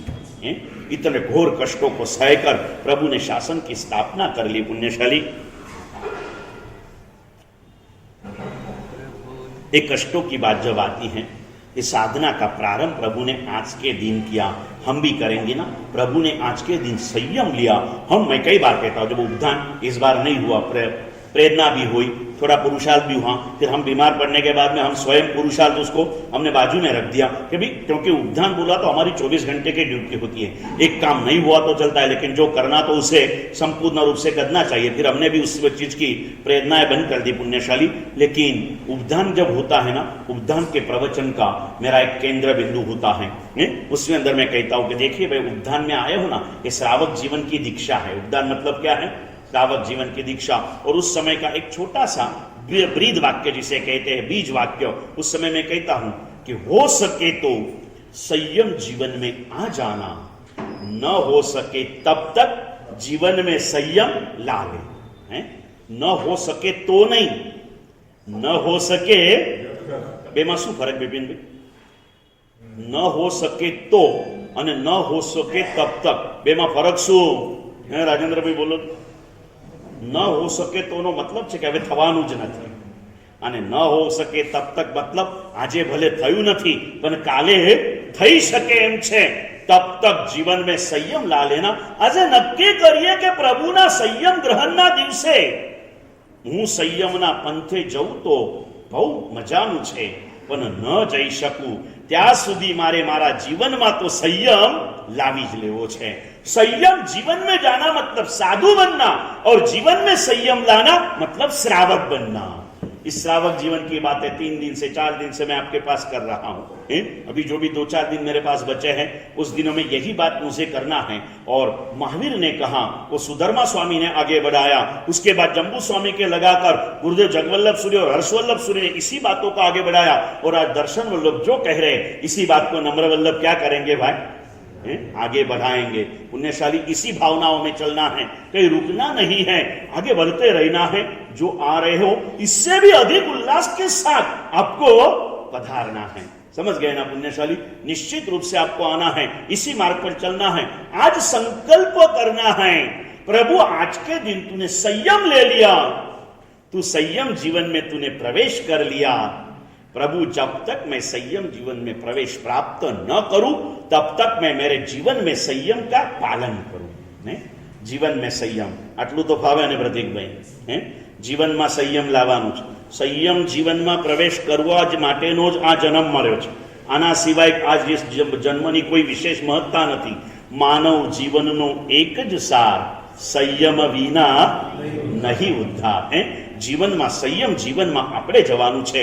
ન જઈએ ત્યાં સુધી શું કરવાનું કિરીટભાઈ? જીવનમાં સંयम लावी देवानु छे। ये भावधारा में चलना है। आज दीक्षा लेने के बाद प्रभु के ऊपर घोर उत्सर्गों की झड़ी चालू हो गई और 12.5 साल के बाद प्रभु के सदा सदा के दुखों का सदा के लिए अंत हो चुका है। ये हो चुका। इसके ऊपर भी कितनी अनुप्रेक्षा होती है। पूज्य रत्न सुंदर महाराजे अलग अलग पुस्तकों में मुंबई एक पुस्तक लख्यु छे, एमां एमना अनुभवनी एक घटना लखी छे। मुंबई फोर्ट विस्तारमां ए विराजमान हता। चैत्री होळीना दिवसो हता અને 1:30 વાગ્યાના સમયમાં એક યુવાન ને સરસ મજાની એ સમયમાં એટલે આજે 30-40 વર્ષ પહેલાની ઘટના છે, એકદમ ભારે માની જરિયન પૂજાની જોડ, આવી ચાંદીની થાળી, સરસ મજાનો અષ્ટપ્રકારી પૂજાના સામાન સાથે આવ્યા। 5 જગ્યાના તિલક, કપાલ, કાન, કંઠ, હૃદય આવીને ગુરુદેવ પાટ પર બેઠા હતા। પૂછીને ગુરુદેવ વંદન થઈ શકશે? पृच्छा करके विधि के साथ खेस की दसियों से जमीन की पूजना प्रमाणना करते हुए वंदन कर दिया। आटलू लांबू केम मैं कीधुं? बधी विधिओ तमने एक साथे बताड़ी दीधी। गुरु ने पूछीने वंदन करवा, गुरु आसने बैठा होय तो वंदन करवा, नहीं तो क्यारेक भाव एटलो उछली जाए ने कि गुरु रस्तामां होय तो वंदन करी लईए। गुरु चैत्य वंदन में होय तो पचखान मांगी लईए केम के मारे जवानी उतावल होय। ये सारी चीजें होती है। इसमें सब कुछ बता दिया आपको। पुण्यशाली वंदन किया, फिर शाता पूछा, फिर गुरुदेव ने पूछा आज मोडू थयुं कि ना गुरुदेव रोज आज टाइमे पूजा करूँ छूँ, लंबा संवाद आज नहीं लेता हूँ, टूंका वैसे तो शॉर्टे बता दूँ। तो के ना गुरुदेव रोज आज समय पूजा करूँ छूँ मध्याह्न काले। कि कमाल कहेवाय। कि गुरुदेव कमाल तो काई नहीं। 5 વર્ષ પહેલા ભગવાનને માનતો જ નહોતો, પથ્થર માનતો હતો। 5 વર્ષ પહેલા તમારા જેવા જ કોઈ ગુરુનો સત્સંગ મળી ગયો અને જીવનમાં થોડોક આ પ્રારંભ થયો, ત્યારથી આ ચાલુ કર્યું છે અને આજે આ આવે છે। अभी 35 साल के आसपास की करीब उसकी उम्र। जब उसने बोला कि 5 साल के पहले प्रतिमा को पत्थर मानता था, गुरुदेव पूछ्યું कि 5 વર્ષ પહેલા तू धर्म नतो करतो ने हवे करे छे, तारो शुं अनुभव? तो उसने कहा कि गुरुदेव अनुभव पूछो तो एक ज अनुभव छे, हवे रोज एम लागे छे कि हवे मारो मोक्ष बहु नजदीकमां छे। तमने शुं लागे? मोक्ष नजदीक छे? नजदीक है मोक्ष हमारा? क्या लगता है विपुल भाई, मोक्ष नजदीक लागे छे? किरीट भाई हा पाड़े छे केम के भगवान घरे आवी गया छे ने लेवा माटे। अजीतनाथ भगवान घरे आव्या छे, हवे अपराजित बनी जवानुं। गुरुदेव के कई रीते? तो गुरुदेव समय होय तो बात करूं। तो कि हाँ बेसने भाई। અને પૂજ્ય રત્ન સુંદર સુરી મહારાજને આવા લાઈવ એક્ઝામ્પલો ખૂબ ગમતા હોય એટલે બેઠા એ કે ગુરુદેવ 5 વર્ષ પહેલા ધર્મ માનતો જ નહોતો, કોઈક એવો શુભ ઉદય આવી ગયો, ધર્મનો પ્રારંભ થયો। ધર્મનો પ્રારંભ થયો અને પ્રારંભ થયા પછી ગુરુદેવ 35 વર્ષની ઉંમર સુધી જીવનમાં દુઃખ નામના ચીજનો પ્રવેશ નહોતો। કરોડપતિ મા બાપનો એકનો એક દીકરો હતો ડાયમંડ બજારની અંદરમાં। પછી જૈન કુળની છોકરી સાથે લવ મેરેજ થયા। माता पिता की इच्छा नहोती એટલે જુદા રહેવા આવ્યા। આજે પણ મારો ફ્લેટ 2.5 કરોડ એ સમયમાં 50-60 લાખનો, આજે કિંમત ગણો તો 5 કરોડનો એ ફ્લેટ થાય। એ ફ્લેટની અંદરમાં રહું છું ગુરુદેવ। ધર્મ ચાલુ કર્યો અને પહેલા જ વર્ષે ગુરુદેવ ધંધામાં બહુ મોટી મંદી આવી ગઈ। બીજા વર્ષે ભાગીદારે છૂટો થઈ ગયો। ત્રીજા વર્ષે ભાગીદારે લેવર દેવરમાં જે મને આપવાનું નક્કી કર્યું હતું એનામાં હાથ ઊંચા કરી દીધા। ચોથા વર્ષે મારી પત્ની ડાયવોર્સ લઈને ઘર ભેગી થઈ ગઈ અને અત્યારે 5મું વર્ષ ચાલે છે ગુરુદેવ। હવે 2 ટંકના રોટલા માંડ નીકળે છે, ખૂબ આનંદ છે। 30 વર્ષમાં એકે દુઃખ નહોતું, હવે સંસારમાં આનાથી મોટું કયું દુઃખ આવે દિનેશભાઈ? ધંધો ગયો, ઘરવાળી ગઈ, આરોગ્ય થોડું નંદવાઈ ગયું, 2 ટંકના રોટલાના સાસા પડી ગયા. આવું થાય ત્યારે ધર્મ નતા કરતા ત્યારે કોઈ તકલીફ નહોતી, અને ધર્મ કર્યા પછી આ બધી તકલીફો આવ્યા પછી શ્રદ્ધા વધે કે તૂટે? બોલો, જલ્દી બોલો અમિતભાઈ. હે, વધે કે તૂટે? રત્ન સુંદરમાં કે તું કેવી વાત કરે છે યાર, તારી જેવી સ્થિતિ કોઈ નહીં થાય તો ધર્મની શ્રદ્ધા તૂટી જાય. તું કે મારો મોક્ષ નજીક થયો. યુવાન બી ખુલ્લા દિલ વાળો હતો. એ કે ગુરુદેવ, આપ કલ્પસૂત્ર વાંચ્યું છે? તો કે ભલા માણસ કેવો સવાલ કરે છે, હજારોને દર વર્ષે સંભળાવું છું. તો કે ગુરુદેવ, પછી આપે શું વાંચ્યું આટલા વર્ષમાં? તો કે કેમ ભાઈ? સાહેબને લાગ્યું કે કંઈક તત્વ આપતો લાગે છે. તો કે કલ્પસૂત્રમાં પ્રભુ મહાવીરનું ચરિત્ર આવે ને? તો કે હા આવે ને. તો કે એમાં શું લખ્યું છે? તો કે શું લખ્યું છે? કે પ્રભુ મહાવીરને 30 વર્ષ સુધી એક પણ દુઃખ ના આવ્યું, અને જે દિવસે દીક્ષા લીધી એ સાંજથી જ 12.5 વર્ષ સુધી પ્રભુને એક ક્ષણનું સુખ ન મળ્યું. દુઃખો જ આવ્યા. અને ગુરુદેવ બોલો, એ દુઃખો એ પ્રભુના મોક્ષને નજીક લાયો કે ના લાયો? બસ કે ગુરુદેવ, હું એ જ વિચાર કરું છું, હું ધર્મ નહોતો કરતો ત્યારે મારા જીવનમાં કોઈ દુઃખ નહોતું, અને ધર્મ ચાલુ કર્યો ને એક પછી એક આ દુઃખો આવ્યા ને એને હું દુઃખ માનતો જ નથી. હું કર્મક્ષયનો અવસર માની રહ્યો છું. મારા કર્મો ખપી રહ્યા છે. મેં તમને કેટલી વાર કીધું ને, આ ચોમાસું આખું અમારે દિવાળી થઈ છે.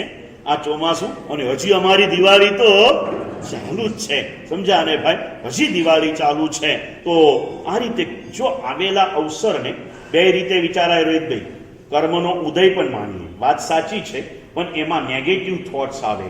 અને કર્મક્ષયનો અવસર માનીએ ને તો પોઝિટિવ વિચાર આવે. કર્મનો ઉદય થોડા સમય પછી માણસને વેદનામાં લઈ જાય, અસમાધિમાં લઈ જાય, અસદભાવમાં લઈ જાય. પણ કર્મ નિર્જરાનો અવસર મળ્યો છે માનો ને, તો શું થઈ જાય? એની અંદરમાંથી સજ ભાવધારાઓ વધે. આજ કે દિન પરમાત્માને દીક્ષા ગ્રહણ કરેલી, સાતે નરકે થયા અજવાળા, થાવરને પણ સુખકારી. આ ભલે જન્મ કલ્યાણકની પૂજામાં લખેલું હોય, પણ પંચ કલ્યાણકમાં આ પંક્તિ કામ કરી જાય. પ્રભુનું ચવન થાય ત્યારે પણ આ ઘટના બને. પ્રભુનો જન્મ થાય, પ્રભુ દીક્ષા ગ્રહણ કરે, પ્રભુ 12.5 વર્ષ કે પોતપોતાની સમયકાળ મુજબની સાધના કરી અને કેવલ જ્ઞાન પામે ત્યારે પણ આ ઘટના ઘટે, અને પ્રભુનો આત્મા પરમાત્મા બની જાય. એ સમયે પણ આ ઘટના ઘટે. સાતે નરકે થયા અજવાળા, થાવર અને પણ સુખકારી, સખી આજ અનુપમ દિવાળી. એ સુંદર સા ભાવે પુण्यशाली निश्चित करो, मिला है प्रभु का शासन.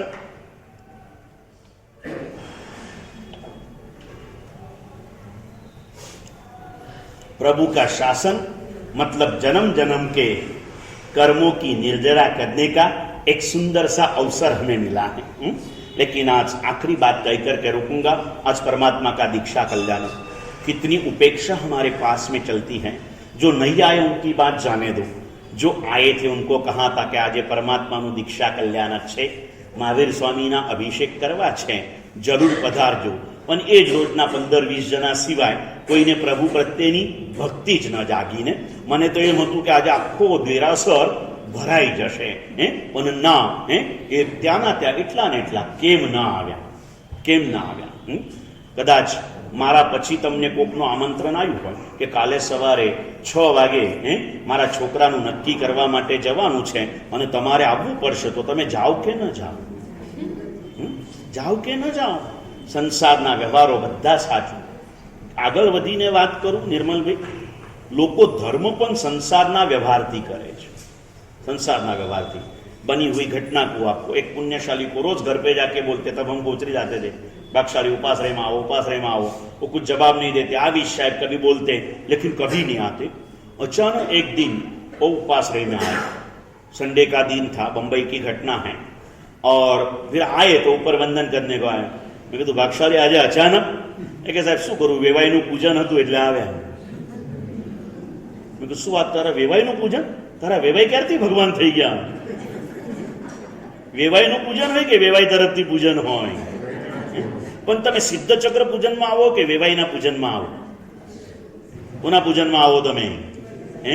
પરમાત્મા મહાવીર જેના થકી આપણને આ શાસન મળ્યું, એના દીક્ષા કલ્યાણકના અભિષેક ન કર્યા હોય તો એ અને એ સિવાય આજના આખા દિવસમાં જે પાપ થાય એનું પ્રાયશ્ચિત કરવા માટે જયેશભાઈ આજના દિવસ તો પ્રતિક્રમણમાં આવો કે ના આવો? એક ભૂલને સુધારવા માટે એ ભૂલને સુધારવાનો પ્રયત્ન કરો કે ના કરો किरण भाई? आओ, ये तो रोज का श्रावक का कर्तव्य है, आपको आना ही चाहिए। परमात्मा के संयम जीवन में प्रवेश न करो तो जीवन में संयम की ये घटना कितना मंगलकारी ये मार्ग हमें मिला। હવે કાલનો દિવસ ના ભૂલતા, કાલથી બરાબર દાદાની ધજાને 4 મહિના બાકી છે। કારતક વદ 11 પછી માગસરવદ, પોષવદ, મહાવદ અને ફાગનવદ, બરાબર છે પુણ્યશાળીઓ?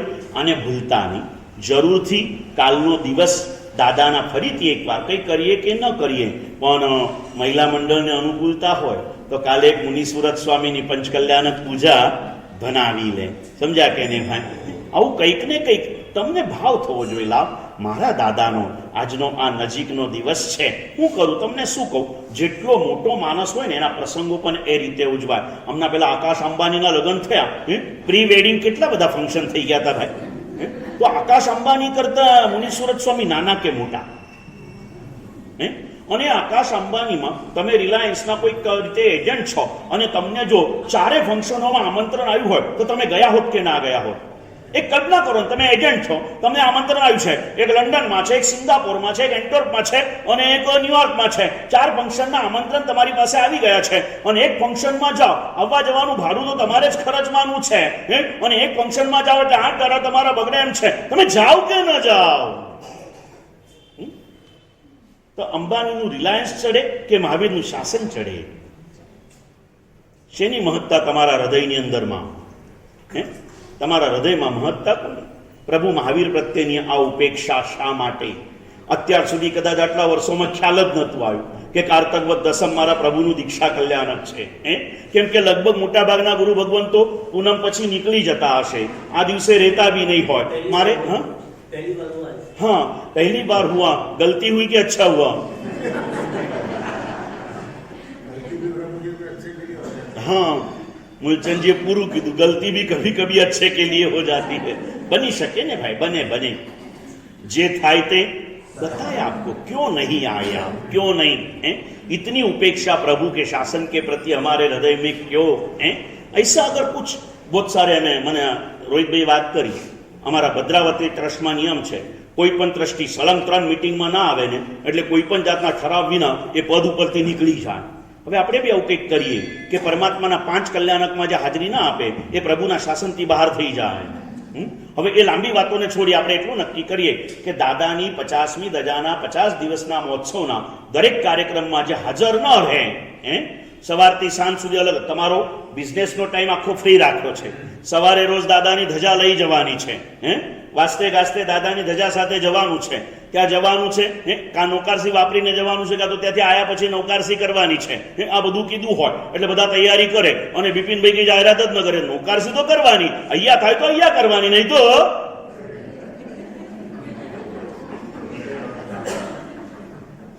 બરાબર ને ભાઈ? ક્યાં થવાની છે બિપિન? करो, दादा का है, आप क्या सोचते हो इतना? यहाँ हम साथ में मिलके खाएंगे, कभी तो कुछ इतिहास बनाएंगे, नहीं बनाएंगे?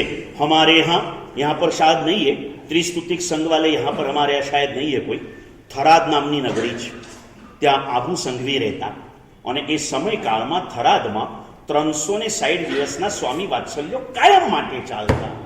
તમે 50 વર્ષે એકવાર 50 દિવસના સ્વામી વાત્સલ્ય ન કરી શકો? કેમ न કરી શકો? सादर्मिक वात्सल्य हर श्रावक ने हर साल एक बार अपनी तरफ से सादर्मिक वात्सल्य कराने का मार्ग प्रभु ने बताया है, ज्ञानियों ने बताया। आज तक नहीं किए। 50 घर નથી આ સંઘમાં કે જે એક સ્વામી વાત્સલ્ય કરાવી શકે? નથી 50 ઘર, મને કહો તો ખરા, નથી 50 ઘર? એટલા ગરીબ હો તો હું તમને બહારથી ફંડ પાસ કરી આપું।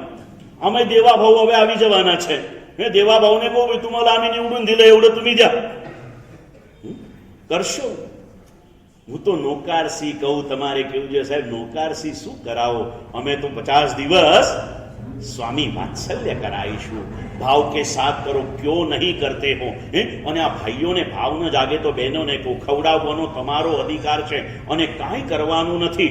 એક મંગલસૂત્રમાંથી એક સ્વામી વાત્સલ્ય થઈ જાય, સમજી ગયા ને ભાઈ? અને પછી તમે કહો મંગલસૂત્ર તો મંગલ કહેવાય, એને કઈ રીતે કરાય? તારું સાચું મંગલસૂત્ર આપી દેજે, પછી ભલે કદાચ તું ઇમિટેશન બી પહેરીશ ને, એ તારા માટે મહામંગલ બની જશે.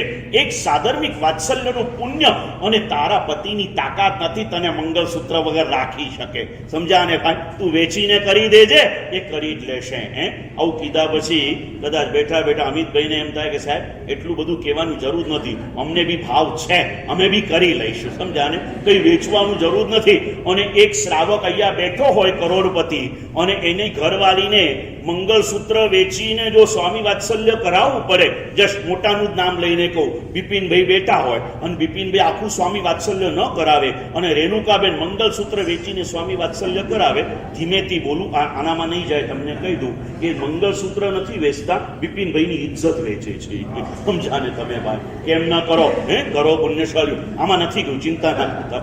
એ તો આ તો શું પાછું દુનિયાભરમાં જાય ને ભાઈ, એટલે ચિંતા ના કરતા. કરના હૈ મેરે દાદા કી ધજા, મેરે दादा की धजा, गीतवारी माँ मजा मजा, मुनि सूरत ने धजा धजा.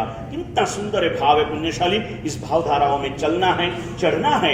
दादा की धजा तो चढ़ेगी तब चढ़ेगी. एक पुण्यशाली 63 लाख રૂપિયાનું સમર્પણ કરી અને દાદાની ધજા ચડાવવાનો લાભ તમારી જ બેન છે ને, તમારી જ માં છે, તમારી બેન છે, તો હું શું 63,000 તો સ્વામી વાત્સલ્ય ન કરાવી શકું? ભાવ એ જાગે મને. શું કહું, 5 દિવસની યાત્રામાં રોહિતભાઈ 25 લાખ રૂપિયા વાપરતા હોય તો 5 લાખ રૂપિયા દાદાની ધજામાં ન વાપરે? મને કહે સાહેબ શું કરવું છે તમે બોલો, એવું મને કહેવું જોઈએ, પણ કોઈ કહેતું જ નથી. અને હું કોઈને ત્યાં જઈને કહેતો નથી. અહીંયા જેટલું કહેવાય એટલું, કેમ કે અહીંયા છેલ્લા મિચ્છામી દુક્કડમ બોલવાનું હોય, એટલે કહેવાનું હોય. પણ એ મિચ્છામી દુક્કડમ સેમ હોય એ બી સમજી લો.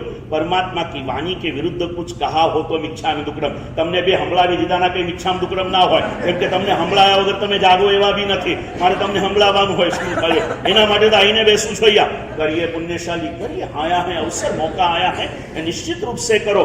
અને બહેનોને કહી દઉં, તમે છે ને આ મહિલા રાજ ચાલે છે અત્યારે, સમજા ને ભાઈ? તમારે જાહેરાત જ કરી દેવાની. 50 દિવસ શું, આ 100મો દિવસ આવે છે હવે 15 દિવસ પછી, તમારે રોજ અહીંયા આવી જવાનું. અને એ આવતા આવતા ભાજી મંડીમાંથી બધી ભાજી ઉપાડી આવવાની. બાજુમાંથી પેલા અશોક કયું કિરાના છે, અતુલ કિરાનામાંથી બધું સીધું સામાન લઈ આવવાનું, નીચે બેસીને બનાવી દેવાનું, તમારે જમી લેવાનું, નીકળી જવાનું. ભાઈઓ ઘરે જમવા આવે તો કહેવાનું ત્યાં છે, જઈને ખાઈ લો. કરો दादा की भक्ति. दादा के दरबार में ऐसा सुंदर मौका कब आएगा? फिर से कहता हूं, बिपिन भाई ने वारंवार कहूं, बिपिन भाई 75 में તમે રો એવી ભાવના ભાવ, પણ શક્યતા નથી.